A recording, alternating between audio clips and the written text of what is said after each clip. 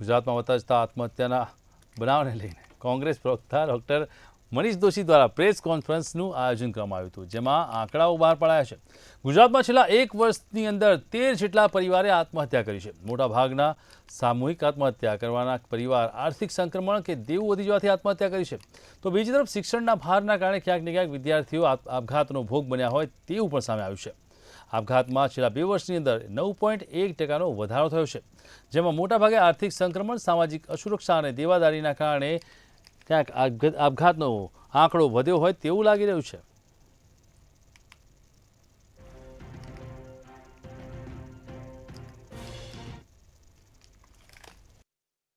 ગુજરાત જેવા પ્રગતિશીલ ગતિશીલ રાજ્ય ધંધા રોજગારની દ્રષ્ટિએ આગળ હોય એવા સમયે ગુજરાતમાં જ સમગ્ર પરિવારને પોતાને આત્મહત્યા કરવા માટે મજબૂર થવું પડે, એટલે કે પોતાના પરિવારમાં પોતે માતા પિતા સંતાનો સહિત